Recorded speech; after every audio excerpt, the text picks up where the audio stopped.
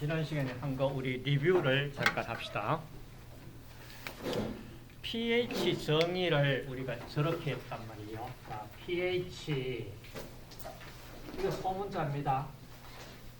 소문자, 대문자. 뭐 대문자 B, H 이렇게 쓰지 마세요. 약속이 소문자, 대문자. 약속을 어떻게 했냐면은 자, 수소이온 몰 농도입니다. 이게 자 수소이온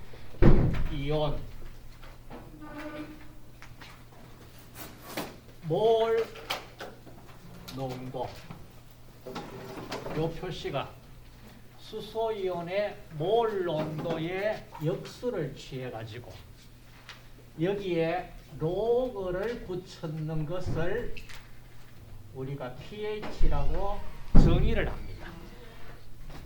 pH라고.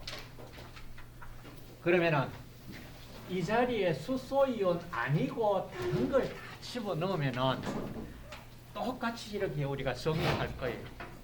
만약에 POH라고 정의를 한다면은 똑같아. 자, 수산화이온의 역수의 로그 값을 취했는 거. 그 다음 pKa라고 정의하자. 지난 시간에 pKa 나왔었죠. 똑같아. Ka 값의 역수의 로그를 취하라. 약속입니다. 그럼 이 로그 값은 다시 말하면 역수라고 그러는 것은 이거야. 로그의 수소이온 몰 농도의 역수 이렇게 돼요. 그러면 로그의 요 지수는 앞쪽으로 떨어져 나가요. 그럼 다시 말하면은 이 값은 뭐와 같으냐 하면은 마이너스 로그 수소이온 몰 농도와 같다. 결론은 이겁니다. 이거.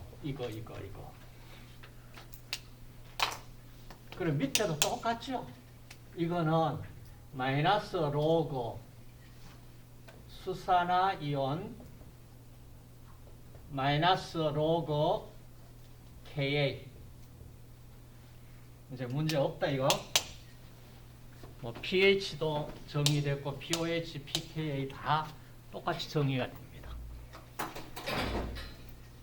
지금 화면에 나와 있는 거 pH는 마이너스 로그 수소이온 몰 농도 이해됐죠? 됐잖아요, 그죠? 자, 그러면은 이제 저 수소이온 pH 값이 지난 시간에 pH 중성이라는 것이 pH가 얼마이냐 이걸 물었었잖아. 이거 계산했는 것이 pH 7이다 그러는 걸 우리가 지난 시간에 했었어요. 7. 그럼 pH 7. 그 다음 나오는 것이 오늘 하려고 그러는 게 이 산에 대해서 pKa 이 값을 구하는 것을 이 값을 가지고 pH와의 관계에서 완충 용액을 만들려고 합니다. 완충 용액.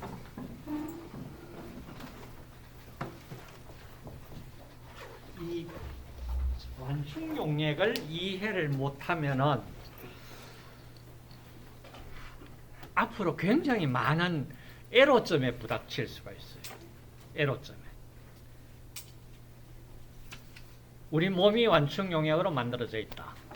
그리고 여러분 실험을 할 때도 있잖아요. 완충 용액 상태에서 실험이 대부분 진행됩니다. 왜냐하면 일정한 pH를 유지하면서 실험을 해야 되면은 완충 용액을 써야 돼요. 근데 그 완충 용액을 어떻게 만들어야 될지를 내가 못하면 누가 만들어주나? 안 만들어줄 거 아니야. 내가 만들어야지. 맞지? 그러면 완충 용액을 만들면 실험이 시작이 처음부터 브레이크. 본인이 제일 답답겠지. 그죠? 그래서 자, 완충 용액에 대해 가지고는 조금 여러분들이 진짜 이해를 하고 만들 수 있고 계산도 할 수 있고 이렇게 돼줘야 됩니다. 이게 굉장히 중요한 부분이거든.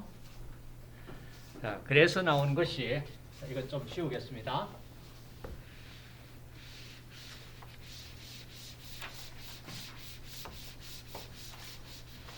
오늘 뭐 수학식도 좀 나오고 이거 무슨 수학 시간인지 모르겠습니다. 이런 감이 들 수는 있는데 그렇게 어려운 수학은 아니에요. 아시겠어요? 그럼 여러분 저기에 지금 나와 있는 자, 일반적으로 산을 표시를 자, HA 이렇게 표시를 했는 거 이게 산입니다. 자, 이 산이 이온화를 한다고 그랬잖아. 맞죠? 그래서 수소이온이 나오고 여기에 수소이온과 A- 음이온으로 이렇게 이온화가 됩니다. 대표적인 예를 한번 적어보면 이거예요. 자, HA에 우리가 아세틱 애시드 COOH CH3COOH 아세틱 애시드 띄우고 아세트산이라고 일반적으로 얘기하는 식초 주성분 우리 먹고 있는 식초. 자, 이것이 산이었잖아. 그죠? 왜 산이냐? 이렇게 이온화해서 수소이온이 만들어져 나오고 그 다음 요 음이온이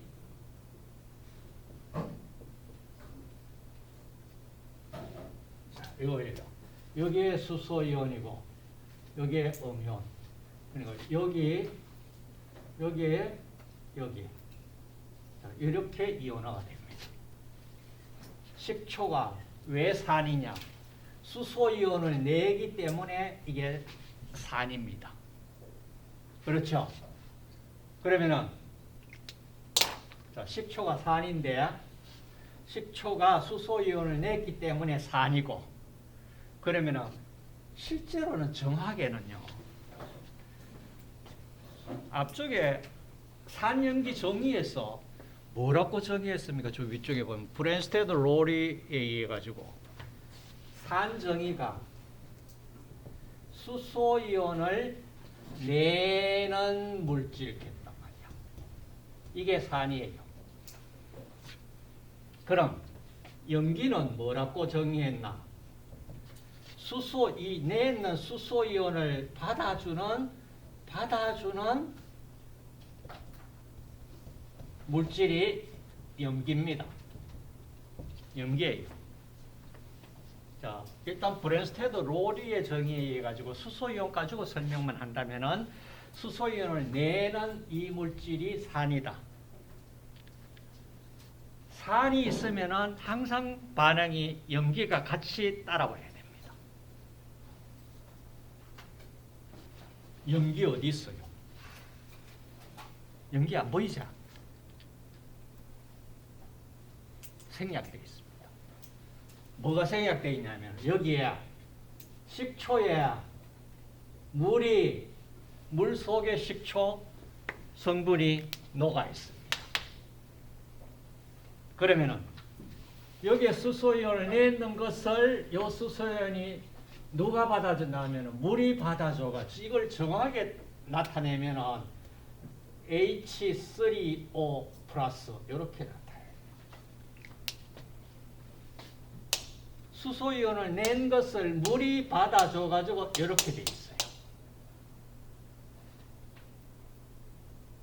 그러면은 수소이온을 내는 물질이 산이라면은 받아주는 물질이 여기에 염기예요. 아시겠어요? 그래, 이게 만약에 산, 애시드다 그러면은 이거는 염기 베이스예요. 거꾸로 이제 여기 보세요. 자, 역반응으로 반응을 돌린다면은 여기서 이쪽으로 봤을 때 수소이온을 내는 물질은 뭐예요? 이게 산이죠. 그렇죠. 이 산을 수소이온을 내는 걸 이것이 받아줘야 되기 때문에 이게 염기예요. 자, 이게 산이고 이것이 염기예요. 같은 산 이러니까 구분이 안 되잖아. 그죠? 그래서 이걸 산 1이라 그러면은 이 산에 대한 염기를 이걸 염기 1 이걸 산 2 그러면은 이걸 염기 2 이렇게 이 산과 요 염기를 짝염기, 짝산과 짝염기. 요 산과 이 염기를 짝산과 짝염기. 이렇게 짝이 항상 있어야 반응이 진행이 됩니다. 근데 우리가 이 복잡제, 그러니까 이 물이라는 걸 표현을 안 하고 간단하게 없애버리고 했는 거야. 실제로는 반응은 산, 염기 반응이 일어납니다. 그러니까 어떤 물질이 산이다 그러면은 그것이 산으로 작용을 하려고 그러면은 산 혼자서는 반응이 안 일어나. 반대편에 염기가 있어야 일어나. 아시겠어요? 그래서 항상 화학 반응이 일어날 때 자, 표현을 이렇게 씁니다. 산, 염기, 이 반응을 중화 반응이라고 이런 부르는 거예요. 들어보셨죠? 중화 반응. 산, 염기가 반응 일으켰다면은 산 혼자서는 반응을 일으킬 수가 없습니다. 옆에 생략해놨는 염기가 있습니다. 그 다음 산화 반응 많이 나오죠. 그죠? 산화, 환원 반응 두 개가 동시에 일어납니다. 어떤 것이 산화됐다 그러면 그 반응에 관여했는 환원된 물질이 꼭 같이 짝을 이루어가지고 반응이 일어납니다. 자, 이걸 여러분들이 꼭 기억을 하세요. 산염기 반응을 중화 반응이라고, 산화환원 반응은 우리가 그냥 산화환원 반응 그래요. 자, 안쪽으로 우리 들어가면은 생체 내에서 일어나는 반응, 산화환원 반응 굉장히 많이 나옵니다. 그러면은 뭐가 산화고 뭐가 환원이냐? 이거 명확하게 개념을 가지고 들어가야죠. 그죠? 지난 학기에 우리가 산화환원 반응 참 여러 번 얘기했죠. 뭐가 산화고 뭐가 환원 반응입니까? 그걸 다시 한번 여러분 정리를 하시고, 지금 여기에서는 이제 산염기 반응, 중화 반응입니다.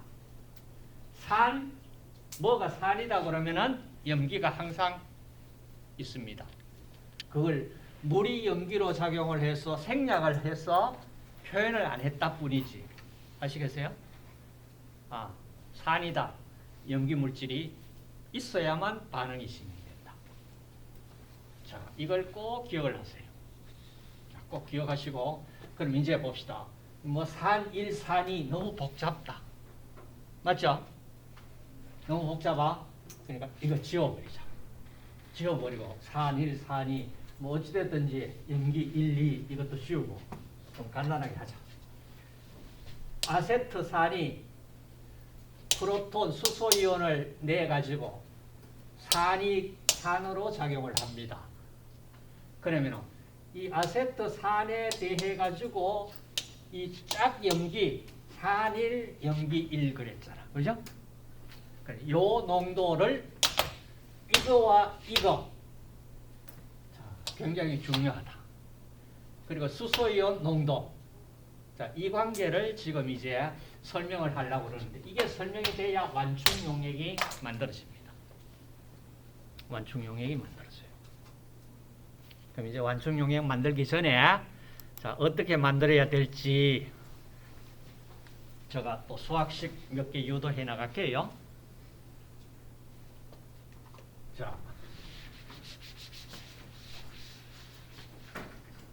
아세트산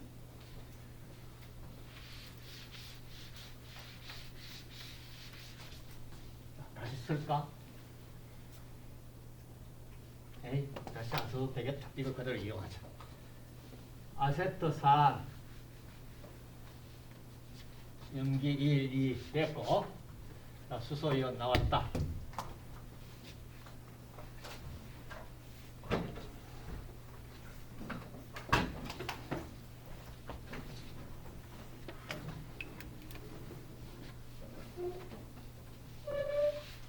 지우자. 자, 앞쪽에 저기야. HA라는 산이 자, 이렇게 이온화해서 수소이온 내고 짝염기 자 나오는데 이 산에 Ka 산이기 때문에 애시드 Ka 평형상수 값을 구하면은 평형상수 값이 자 HA 출발 물질분의 이 생성물 수소이온 이렇게 Ka 값을 정의를 합니다. 자, 이거는 문제가 없었죠? 자, 이거 됐죠?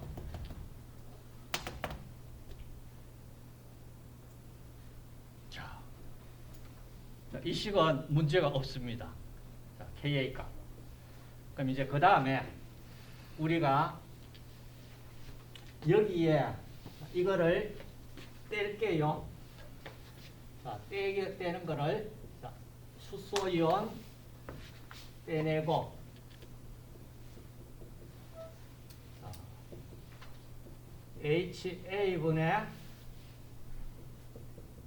자, 이렇게 두 개로 분리를 했습니다.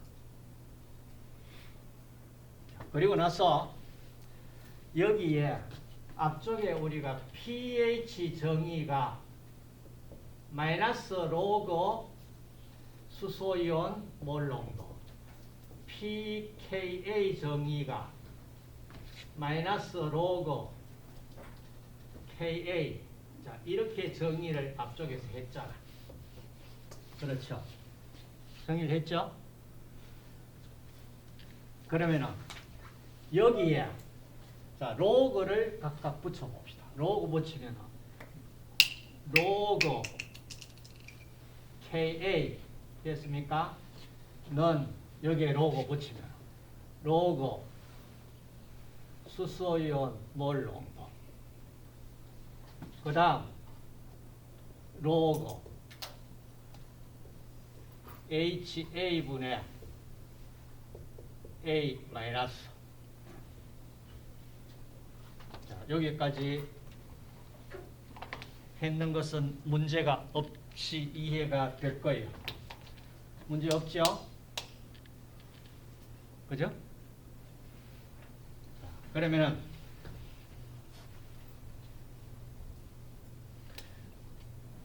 여기에 만약에 마이너스 이게 마이너스를 붙인다면 여기도 마이너스 붙이면 되겠지, 그지?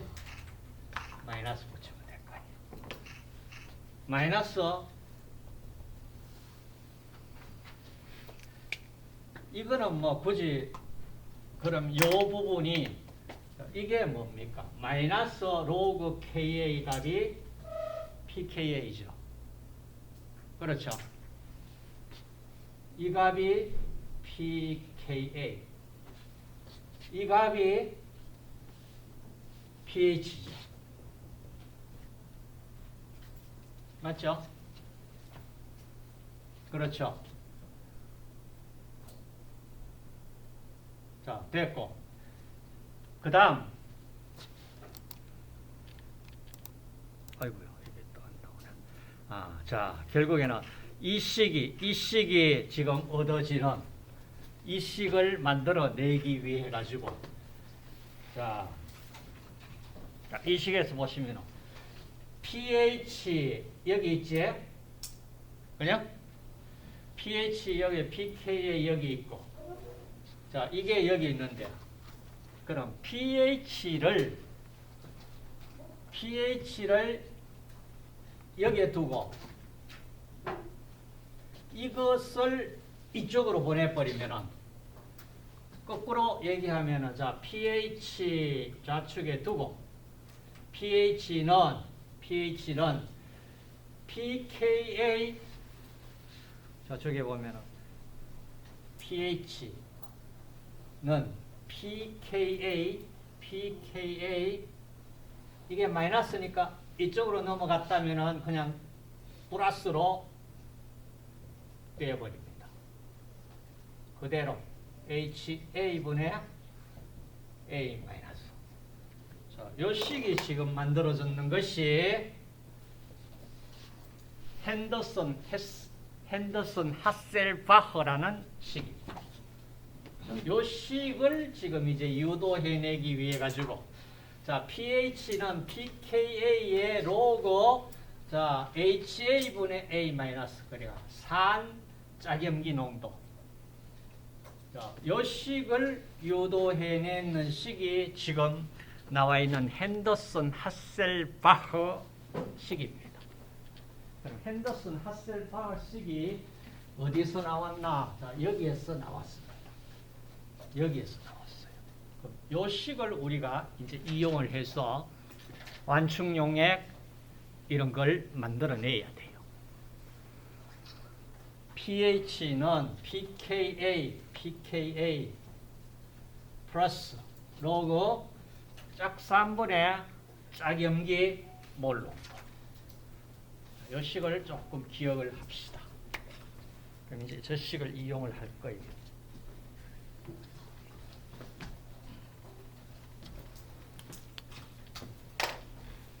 자, 이용을 하는데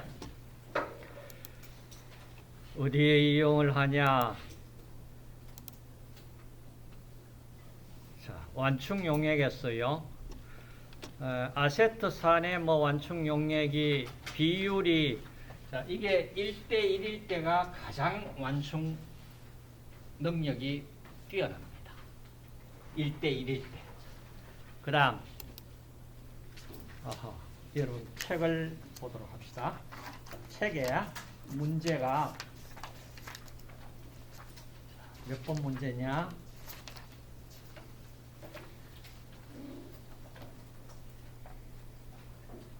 40페이지에 연습 문제 풀이했는 연습 문제가 보이죠? PPT에 지금 없어서 그러네. 여러분 책 연습 문제. 자, 아세트산의 해리 반응을 쓰고 무엇이 짝산이고 짝염기인지 를 설명을 하라. 그건 아까 얘기됐잖아요. 그죠? 자, 요 산에 대한 염기는 이거예요. 요걸 짝산, 요걸 짝염기. 이렇게 얘기하면 되고, 그 다음 두 번째. 25도씨에서 아세트산의 산해리 상수 Ka 값이 1.76 곱하기 10의 마이너스 5성이다. 그러면은 Ka 값이 주어졌으면은 pKa 값을 구하세요. 이거는 뭐 로그 계산기에 넣어서 계산만 하면 계산이 돼 나와. 근데 그 값을 구하면은 얼마냐? 뭐 4.76이 나와요. 자, 이런 식으로 pKa 값을 구하면은 pKa 값을 딱 보면은 이게 어느 정도 산인지 약한 산인지 강한 산인지 알아낼 수가 있습니다. 자, pKa 값을 보셨죠? 자, 이거 보셨잖아. 자, pKa 1, 2, 3 되어 있는데 수소이온을 하나 낼 수 있는 물질 2개까지 내는 물질, 수소이온 3개, 3모를 낼 수 있는 물질. 그러니까 스텝 1, 2, 3 이렇게 낼 때에 pKa 값이 작다면은 강산입니다. 여러분, pH 값이 낮은 값이 수소이온 농도가 높아요. 강산이에요. pKa 값이 작은 값이 강산입니다. 그래서 나오는 것이 아세트산이 pKa 4.76이 돼요. 폼산이 3.75 그러면은 어느 것이 더 강산이다는 얘기예요. 폼산이 더 강산입니다. 아세트산보다는. 그 다음 나온 것이 피루부산 2.50이에요. 젖산. 자, 우리 몸에서 운동 갑자기 하고 나면은 젖산이 생성되죠. 그죠? 피루부산 거쳐서 이 젖산까지 만들어져 봅니다. 혐기성 대사 과정에서. 자, 젖산이 만들어져, 젖산이 3.86이에요. 그 다음에 말산, 숙신산, 푸마르산, 탄산은 6.37. 그렇게 값이 크지 않죠. 그래서 약산입니다. 약산. 자, 인산 2.14 상당히 강산이죠. 첫 번째는 강산이지만 두 번째는 7.20, 세 번째 수소이온은 12.40 이렇게. 그 다음 아래쪽에 구연산, 시트르산입니다. 지금 여기서부터 젖산, 피루부산부터 해가지고 안쪽에 이 전체는 다 우리 몸속에서 작용하는 물질들입니다. 자, 이렇게 해서 pKa 값이 구해진다. 자, 이거는 이제 pKa 값 가지고 그거는 여러분들이 어렵지 않게 이해가 됐고, 그 다음 PPT에서 없어서 그러는데 이거를 여러분 책의 41페이지에 연습 문제, 자, 연습 문제 제일 아래쪽에 한번 보세요. 무산소 운동을 하면 젖산이 근육에 축적된다. 이때 생체 조직의 pH가 7.2라 그러면은 젖산은 어떤 형태로 존재할까요? 자, 젖산의 pKa 값은 3.86입니다. 3.86이에요. 그럼 pH가 여기에, 자, 핸더슨 하셀바우식에서 pH 얼마 줬습니까? pH가 7.2다. 7.2다. pKa 값이 얼마? 젖산의 pKa 값이 3.86이다. 3.86이다. 그러면은 pH 7.2에서 젖산이 어느 형태로? 자, 이 형태 각각 몇 %씩 차지하고 있을까? 계산으로, 이론적으로도 계산이 가능합니다. 그죠? 자, 그 다음 페이지에 또 문제가 계속 이어집니다. 한번 보세요. 자, 이 문제를 실제로 여러분이 한번 그 풀이를 해놨기 때문에 보시는 게 좋겠어요. 자, 두 번째. 젖산의 만약 10%가 산의 형태로 존재하면은 90%가 이온 형태, 즉 염의 형태로 존재한다 그러면 이때 pH는 얼마이냐?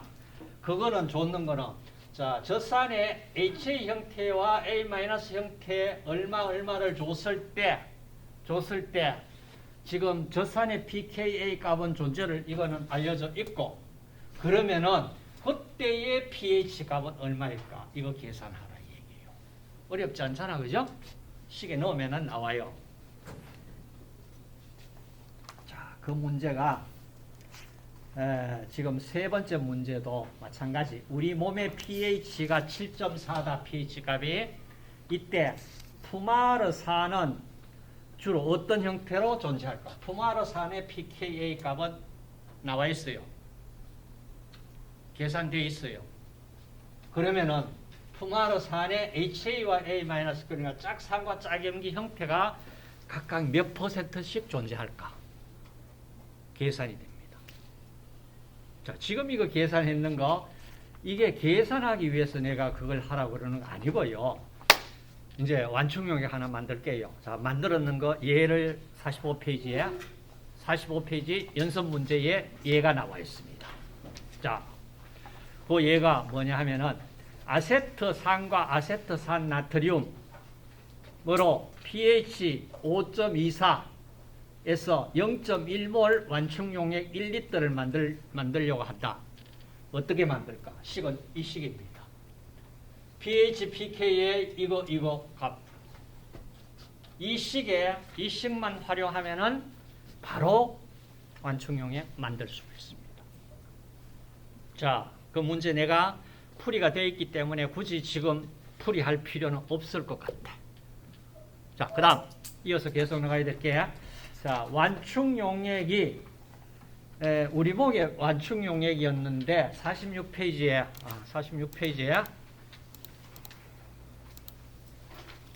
세포 내액은 주로 세포 안에서는 완충 역할을 해주는 것이 무엇일까?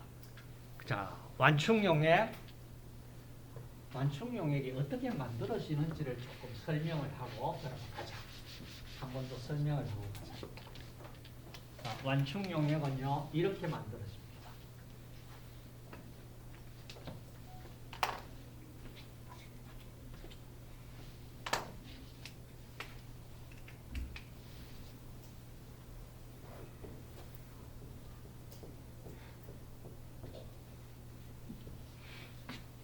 자, 약산과 그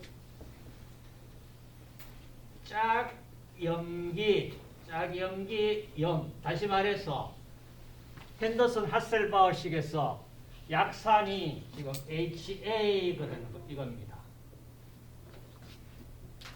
짝염기염 그러는 것이 A 마이너스 돼 있는 이겁니다. 그러면 대표적인 예로서 자 봅시다.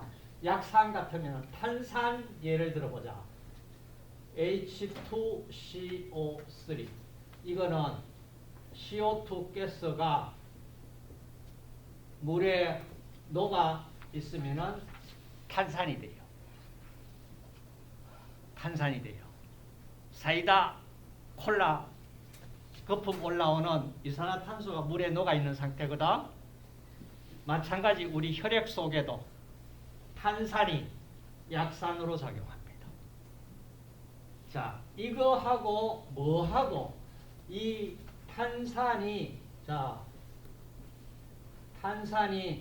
이온화되면은 수소이온 내고 HCO3 아니온.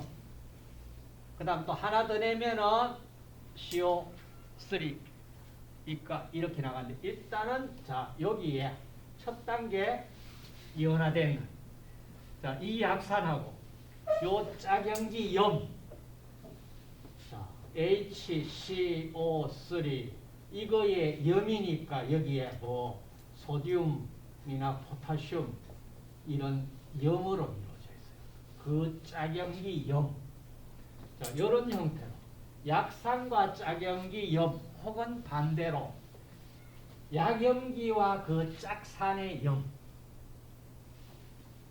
이렇게 완충용액이 만들어져 있어요.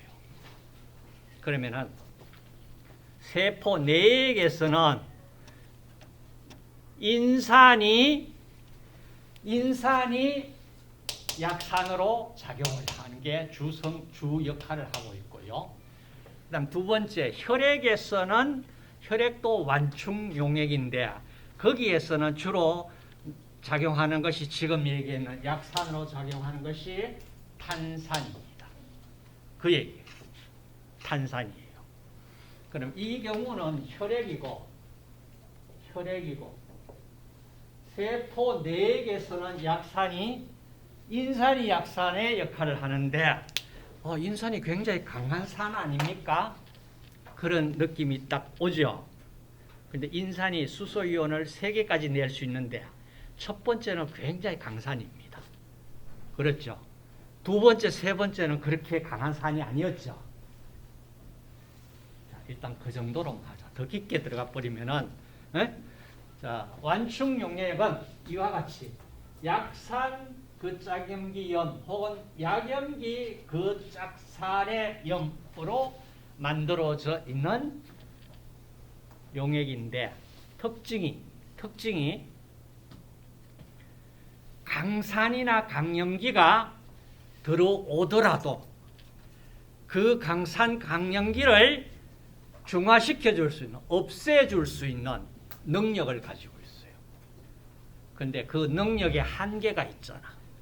너무 과량이 들어오면은 그 능력 넘어서 버리면은 완충력을 잃어버립니다. 그러니까 어느 한계 내에 그 완충 능력을 가지고 있습니다. 굉장히 중요한 게 우리 몸이 pH가 약 7.4 정도 플러스 마이너스 0.05 이내에 유지가 됩니다. 만약에 그게 0.05 이상 벗어나 버리는 정도 pH 변화가 온다면은 생명 끝나버립니다. 끝나버려요.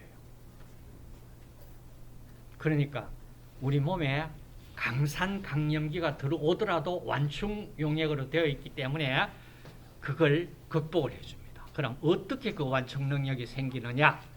강산이 들어오면 강산을 무력화시켜줍니다. 약산이 들어와도, 강염기가 들어와도 그 염기를 무용지물로 만들어줍니다. 어떻게 해서? 산염기 중화 반응 일으켰어. 아시겠어요? 그래서 혈액에서는 지금 탄산이 주로 약산으로 작용한다 그랬고, 그러면 탄산이 너무 많이 녹아 들어가지고 양이 많다 그러면 어떻게 해야 되나? CO2 가스로 호흡을 통해서 바깥으로 불어내주고, CO2 가스 양이, 그러니까 pH가 너무 올라간다 그러면은 CO2가 또 녹아들여서 pH를 낮춰주고, 자, 이렇게 우리가 숨쉬는 호흡 속에 이산화탄소 양 조절해 가면서 완충 용액으로 역할을 합니다. 굉장히 중요한 역할이에요. 자, 이 내용을 지금 간단히 지금 여기 이제 보시면 폐에서 기체 상태로 있는 이산화탄소가 만약에 혈액으로 녹아들면은 pH가 다운되겠죠, 그죠? 그래서 혈액 내에 이산화탄소가 이제 탄산으로 녹아 들어가지고 이게 약산으로 완충용액을 주로 구성 성분을 이루고 있습니다. 전체적으로는 자 이렇게 되는데, 그러니까 자 이런 형태로서 혈액이 완충 능력을 가지고 있습니다. 여기에 보면은 혈액에 녹아있는 CO2는 대기 중에 CO2 평형을 이룬다. 폐에서 기체상으로 CO2가 달아나거나 혹은 혈액 내로 녹아 들어갑니다.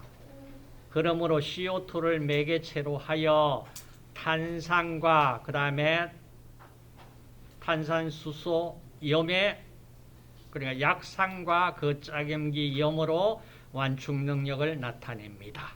그 말입니다. 자, 완충 능력 다 됐어요.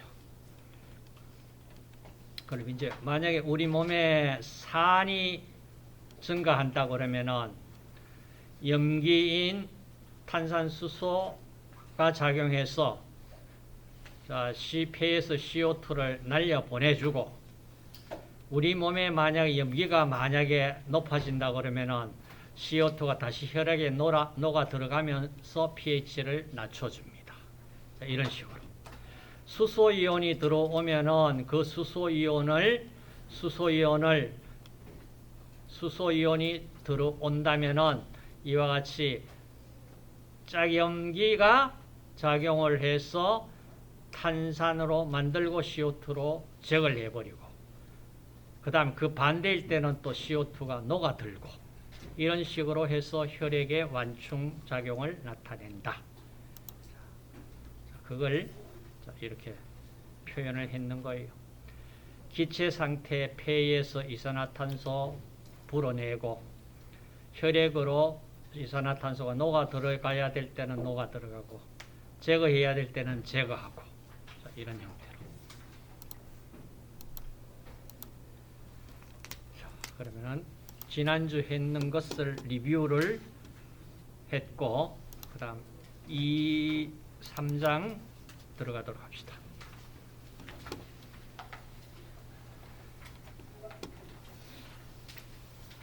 자, 3장에는 우리가 살아가면서 에너지가 필요하잖아. 그죠? 그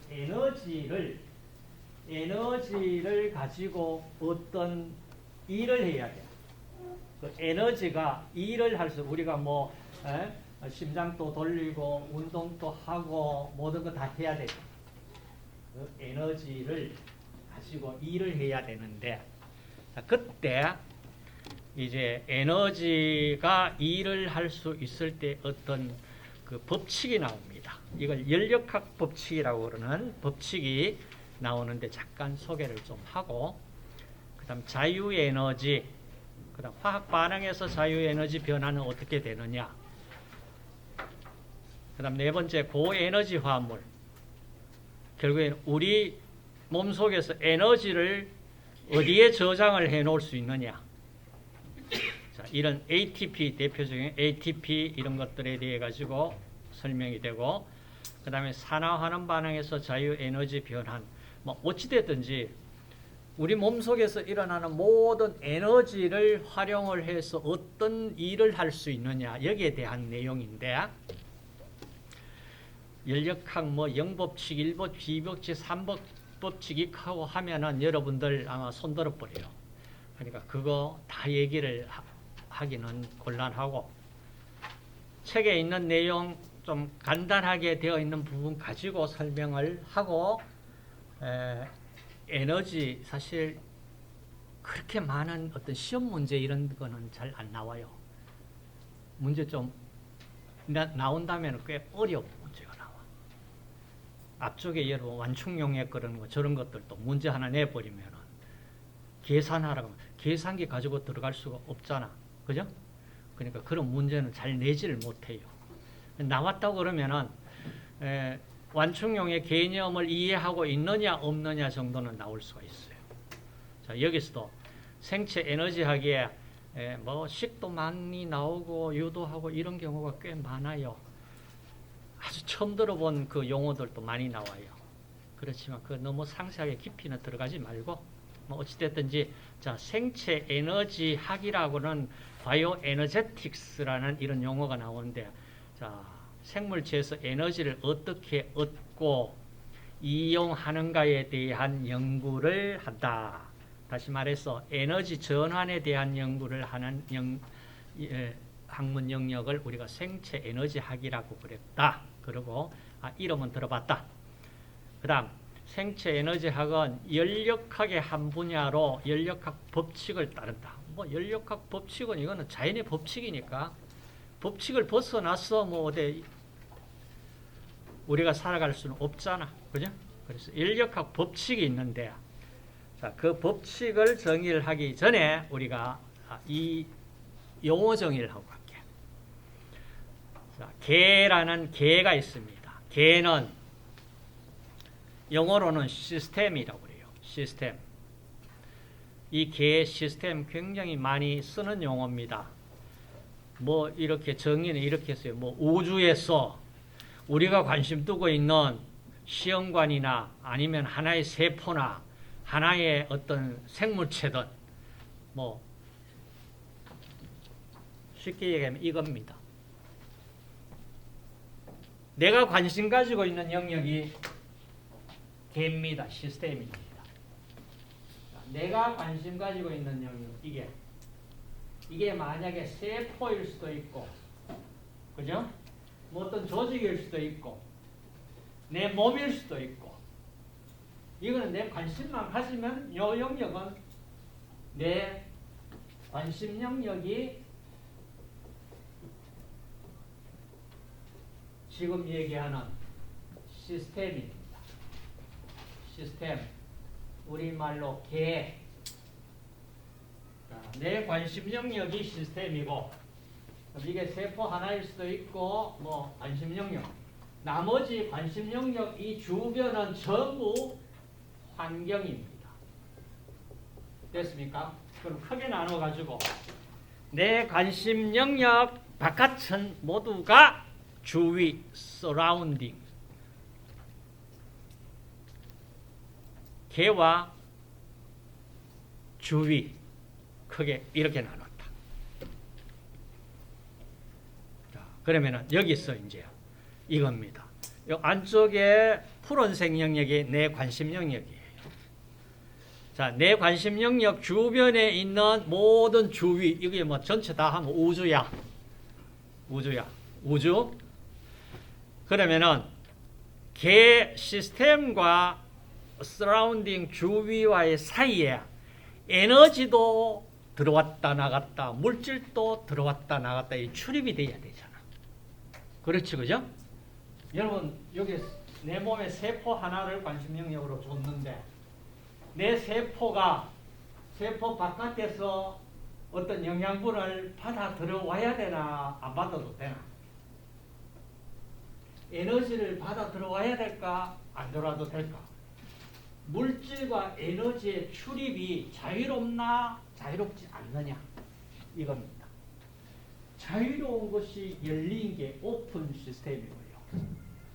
반대편에 완전 출입이 차단되는 게 고립된 isolated system, 고립된 개입. 그러면은 닫힌 개는 에너지는 출입이 가능한데 물질은 출입 불가능, 막아버렸습니다. 그런 개를 닫힌 개라고 그리고 열린 개, 닫힌 개, 완전 고립된 개. 자, 이렇게 나눴다. 그럼 이제 보시면은 에너지 출입이 가능한 경우가 있고 불가능한 경우 있고 물질 출입이 가능한 경우 있고 불가능한 경우 있습니다. 자, 어렵지 않죠? 이성이는 이제 더 이상 혼돈이 오고 이런 건 아니잖아. 됐습니다. 자, 시스템 그러는 게 내 관심 영역이다. 자, 여기서 이제 에너지가 연력학 1법칙부터 설명을 하자. 1법칙. 연력학의 0법칙도 있습니다. 자, 0법칙이 뭔지 한번 여러분들 관심이 있는 사람은 한번 찾아가지고 다음 시간에 한번 발표를 한번 합시다. 연력학 0법칙. 뭘 가지고 0법칙이라고 그러나. 여기는 1법칙, 2법칙, 지금 3법칙은 언급 안 됐을 거야. 3법칙까지 있어요. 근데 우리 주 관심 영역은 이거예요. 자, 연력학 1법칙은 쉽게 얘기해서 에너지 보존의 법칙인데, 자, 에너지 보존의 법칙이에요. 그런데 그 에너지가 무슨 에너지가 보존되냐 하면은 우주의 총 에너지가 항상 일정하게 보존된다 이 말이에요. 우주의 총 에너지가. 내 관심 가지고 있는 시스템의 에너지가 보존이 된다 이게 아니고 시스템 플러스 서라운딩 전체 우주의 에너지는 소실되거나 뭐 만들어지거나 이게 아니고 보존이 되어 있다. 일정하다 이 말이에요. 그 다음 두 번째는요. 자, 연력학 2법칙이 지금 자세히 보시면은 이게 반응이 그러니까 모든 반응이 이제 화학 반응이 일어나야 돼요. 모든 자발적인 반응에서 우주의 엔트로피가 증가하는 방향으로 반응이 일어난다. 쉽게 얘기해서 물질의 변환, 이 에너지의 어떤 이동 이런 것들이 어떤 방향으로 일어날까 여기에 대한 법칙입니다. 저기에 나오는 게 지금 엔트로피라는 용어가 하나 나왔거든요. 그 엔트로피라고 하는 게 뭔지 어떻게 정의되는지 저거 유도해내고 이렇게 하면 어지러워서 못하니까 자, 예를 이렇게 한번 들어볼게요. 엔트로피를 쉽게 얘기한다면은 무질서한 정도를 엔트로피라고 해요. 질서 정연한 것은 엔트로피가 아주 낮은 상태예요. 여러분 한번 봅시다. 자, 물에 비커에 물을 담아 놓고 아시겠어요? 잉크방울을 한 방울 탁 떨어뜨렸을 때 잉크가 어떻게 돼요? 물속으로 전체 쫙 퍼져나가죠. 퍼져나가잖아. 역으로 거꾸로 만약에 잉크방울이 흩어져 있던 것이 쫙 모여가지고 잉크 한 방울에 딱 모여지는 이게 자연현상으로 일어날 수 있습니까? 불가능하죠. 불가능하죠. 그 가능합니까, 그게? 자연의 법칙이 어떻게 이루어지냐?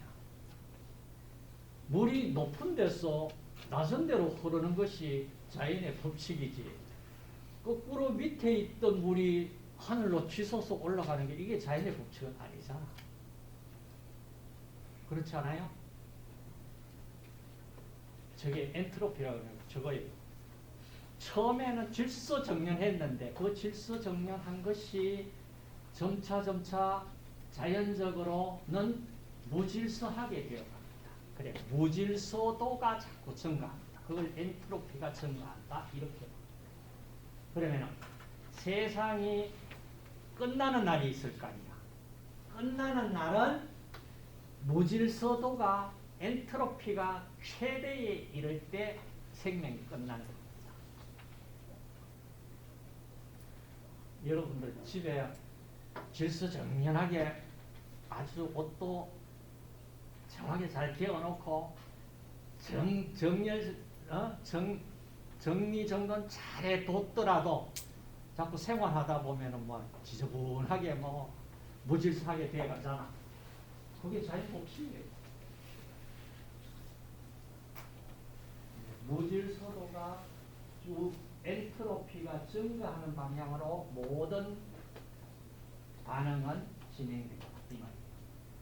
그래서 앞에 붙였는 게 뭡니까? 모든 자발적인 반응 적혔습니다.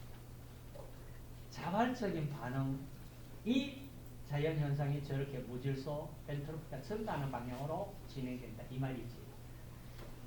저기에 자발적이 아니고 아까 얘기했듯이 물은 위에서 아래로 흐르는 게 그건데 에너지를 줘가 펌프로서 낮은데 물을 끌어서 위로 올릴 수 있잖아. 에너지를 들여서 하면은 자발적인 반응에 역방향으로 우리가 반응을 진행시킬 수 있다. 그래? 자발적인 반응일 때 우주의 엔트로피는 증가하는 방향으로 일어난다.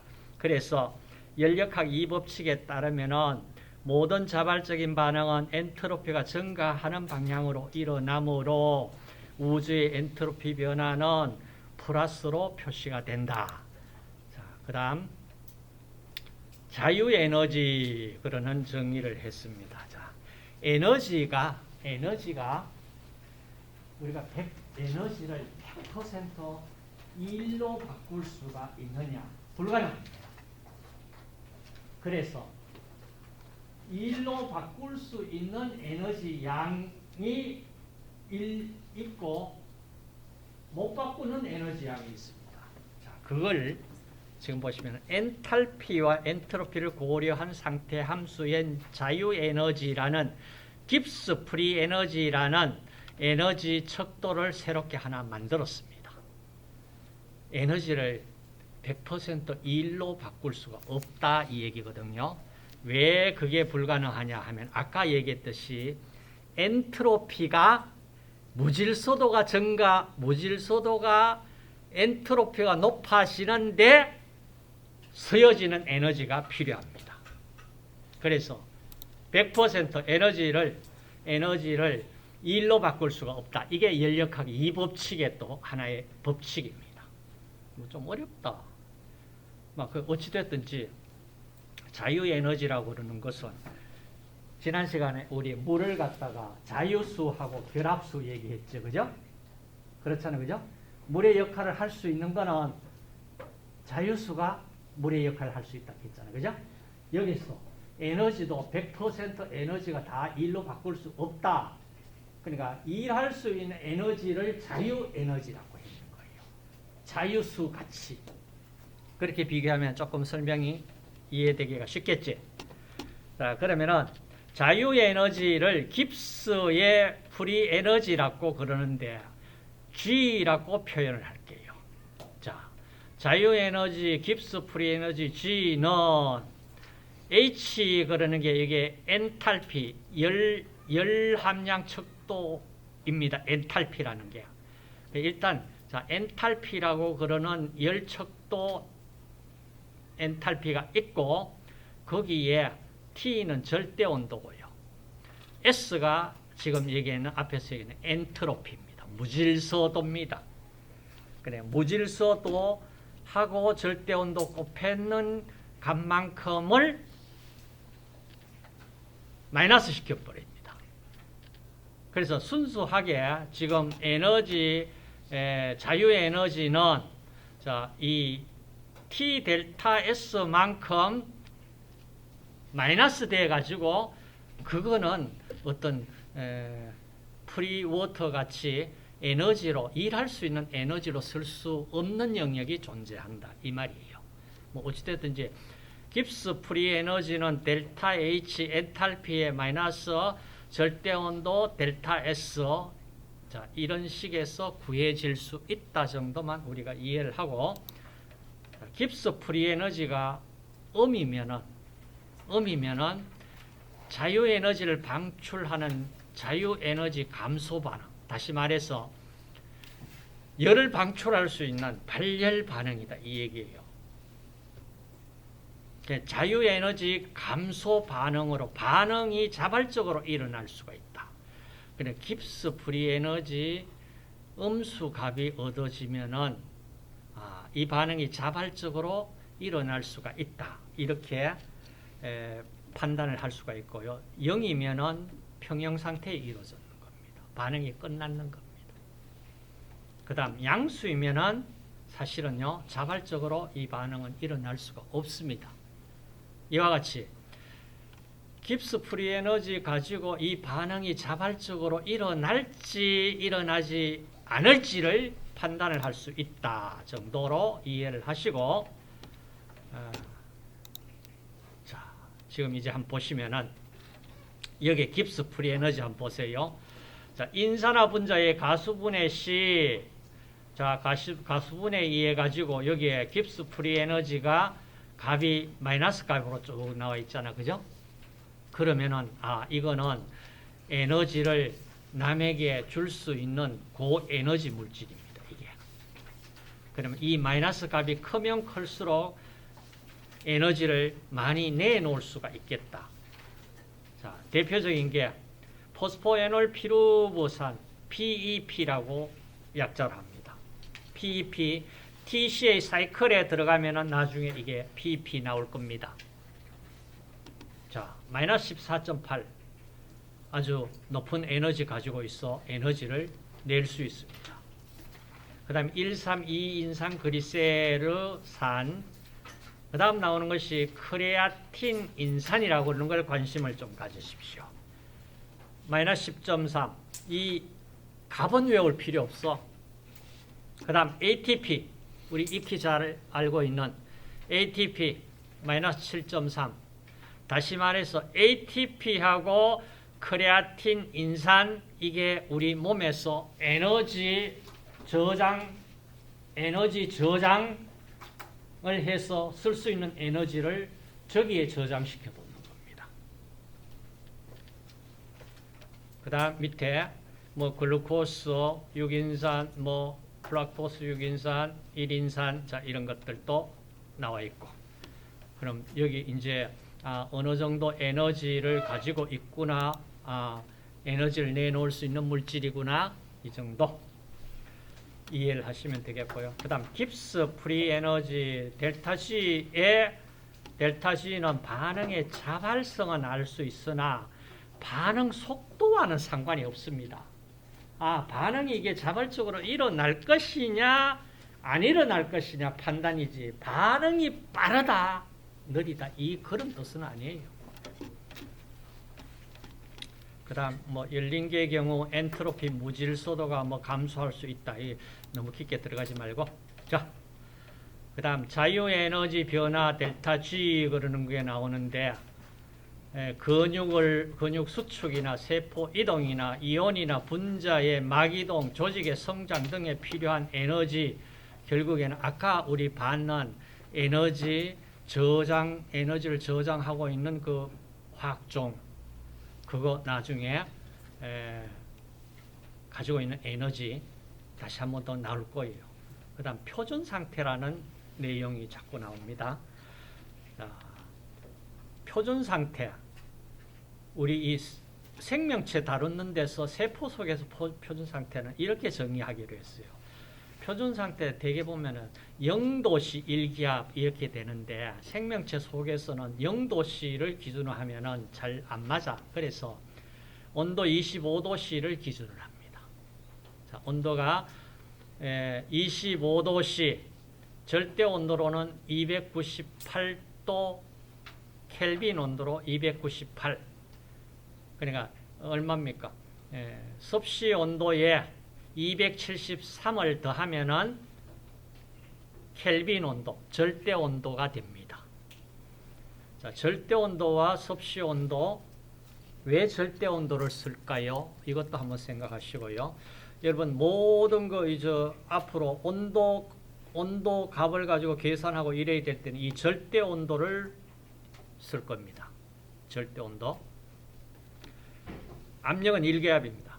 그리고 만약에 수소이온이 포함되어 있다고 그러면은 pH를 컨트롤해야 됩니다. 그때에는 수소이온 몰 농도가 1몰일 때를 표준 상태라고 둡니다. 수소이온 1몰이면 pH 값은 0입니다. pH 0이 있습니까? 0이 있지. 1몰일 때. 마이너스, pH 마이너스 값도 있어요. pH가 만약 10몰이라면 pH, 수소이온이 10몰이라면 pH가 마이너스 1이야. 100몰이면 마이너스 2고. 그래서 표준 상태 1기압 25도씨 수소이온 1몰일 때, pH로는 0일 때를 표준 상태라고 한다. 자, 이 정도만 우리가 조금 기억을 하시고. 또 식이 한두 개가 아니다. 그죠? 좀 많이 나오죠? 응? 많이 나옵니다. 이거는 굳이 외운다고 될 부분 아니고. 자, 그냥 쭉 넘어갈게. 이제 에너지 담고 있는 물질 ATP. 자, ATP 정확하게 이름이 뭐를 가지고 ATP? 아데닌 염기가 여기에 보이죠? 아데닌, 그 다음 요 5탄당 리보스, 그리고 인산기 하나, 둘, 세 개 결합되어 있는 아데닌 트라이포스페이트입니다. 아데닌 5탄당 인산기 3개, 요 3개가 ATP, 아데노신, 그래, 아데닌과 요 5탄당을 합해서 아데노신, 그리고 3인산, 인산기 3개. 여기에서 ATP에서 인산기 하나 떨어져 나가면서 에너지를 내고 ADP가 됩니다. 또 하나 더 떨어지면 AMP가 되겠죠. ATP, ADP, AMP. 자, 이런 형태로 이 에너지 가지고 있는 인산화물 보셨고. 그 다음 여기 잠깐 보고 RCO 여기 인산기 들어가 있는 이걸 아실인산이라고 그래요. 이것도 가수분해될 때에 요 에너지가 나옵니다. 그 다음에 N올, N올이 아까 우리가 보셨는 게 포스포에놀 피루보산, 포스포에놀 피루보산 PEP라고 얘기를 할 거예요. 자, 이거 마찬가지 고에너지 화합물입니다. 에너지를 축적하고 있는 물질입니다. 그 다음 나오는 것이 크레아틴 인산. 자, 여기 보이죠? 자, 이런 형태로. 크레아틴 인산. 자, 이렇게 생겼습니다. 지금 이게 싹 들어오지가 않죠? 자, 크레아틴 인산. 그 다음 이거는 알기닌 인산. 인산기가 들어가 있으면서 에너지를 가지고 있습니다. 자, 크레아틴 인산은 한번 좀 기억을 해주세요. 크레아틴 인산.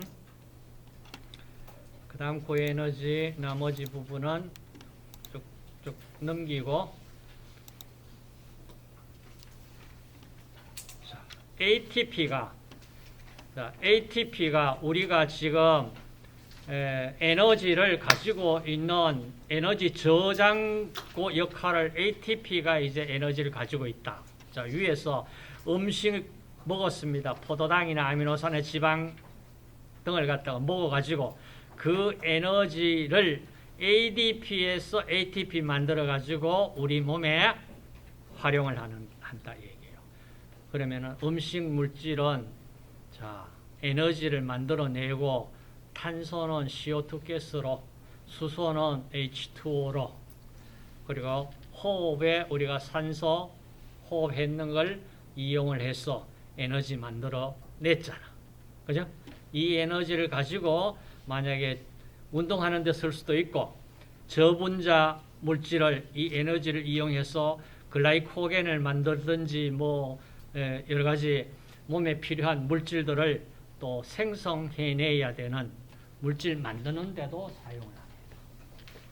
자, 그래서 왜 에너지가 필요하냐? 이거는 당연히 어디에 얼마만큼 에너지가 필요할까? 그 다음 몸 안에서 산화하는 반응이 일어납니다. 자, 산화하는 반응을 가지고 뭐를 가지고 산화하는 반응을 정의를 해야 되냐? 몸 속에서는 전자를 가지고 우리가 산화하는 반응을 설명을 합니다. 자, 다시 한번 정리를 할까? 전자나 수소하고 산소하고, 자, 산소하고 결합하는 것이 산화죠. 그렇죠? 산화잖아. 수소나 전자와 결합하는 것이 산화예요, 환원이에요? 산소 결합하는 게 산화고 수소나 전자와 결합하는 것은 환원이에요. 아시겠어요? 수소, 전자와 결합하는 것이 환원이면은 수소나 전자를 잃어버리는 것은 산화다 이 말이야. 정리됐습니까? 표로 하나 만들어 가지고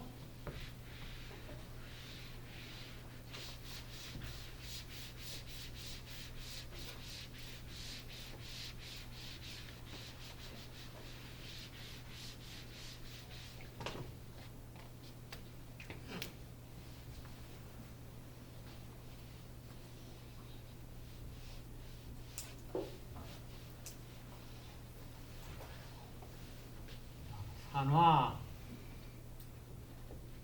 환원.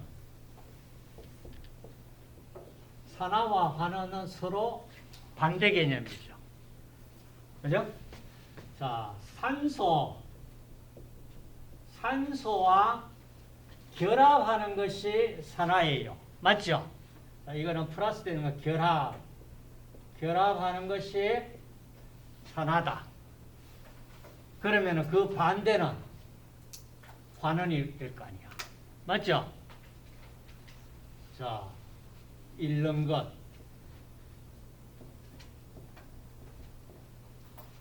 그 다음, 수소나 전자. 자, 수소나 전자.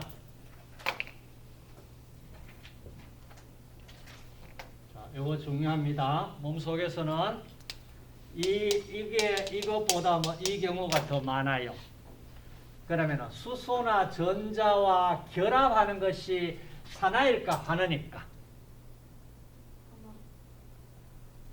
산소와 결합하는 게 산화였으면 수소와 전자와 결합하는 것은 환원이에요. 아시겠어요?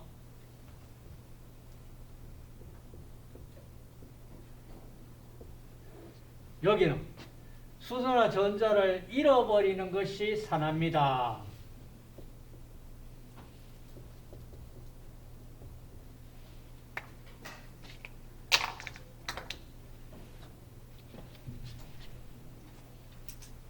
그러면 이거 다 그거죠. 그거 하기 어렵다면 뭐로? 산소와 결합하는 게 산화고, 그죠? 이 산화를 이렇게 한다면 산소와 결합하는 것이 산화고 수소나 전자를 잃는 것이 산화다. 그럼 요거 두 개 비교하면 딱 되겠네. 이거는 그 반대쪽이니까. 그럼 뭐? 이거 기억하실래요? 수소, 전자를 잃는 것이 산화다. 됐습니까? 이것만 기억하실래요? 그러면은 나머지는 서로 반대 개념이니까. 그래서 자, 산화되는 물질, 전자를 잃는 물질, 엘렉트론 도너. 자, 여기서 지금 이거 여러분 또 산화되는 물질은 환원제다. 자, 그러면은 수소나 전자를 잃는 것이 산화고 얻는 것이 결합하는 것이 환원이다. 그럼 여기에 있는 내용은 산화제, 환원제 얘기가 나와요. 자, 산화제,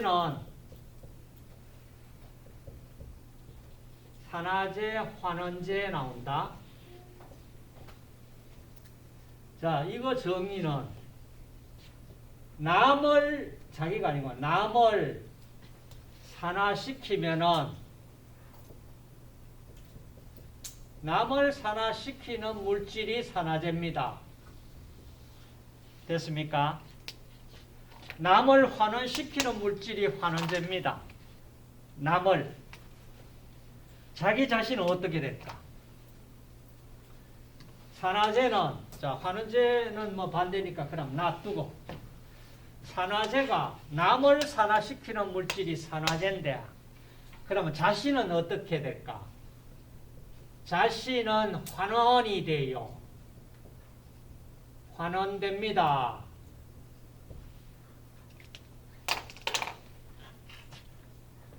아까 내가 산염기, 산화환원 얘기를 했죠. 그러면은 산화제, 환원제, 산화 반응이 일어났다면 A가 산화가 일어났으면 B는 환원이 돼요. 산화 환원이 항상 동시에 일어납니다. 그래서 자, 산화되는 물질, 자기 자신이 산화됐다는 얘기예요. 그럼 남을 어떻게 했다는 얘기예요? 남을 환원시켰다는 얘기잖아. 그렇죠? 남을 환원시켰으니까 그게 환원제다는 얘기예요. 산화제는 남을 산화시켰어요. 자신은 어떻게 됐어요? 남을 산화시키면 자신은 환원돼.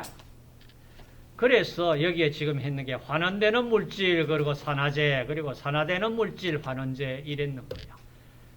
근데 이걸 외우려고 그러지 말고 산화제, 환원제를 명확하게 정의를 머릿속에 맞추세요. 산화제는 남을 산화시킵니다. 자신은 환원돼요. 환원제는 남을 환원시킵니다. 자신은 산화돼요. 됐습니까? 자, 산화환원 반응에 대해 가지고 여기에 쭉 지금 설명이 되고 있는데, 자, 이 부분도, 자, 이 장도 산화환원 만만치가 않는 장이에요. 어때요? 다시 가서 정리를 이렇게 좀 하도록 하시면 좋겠습니다.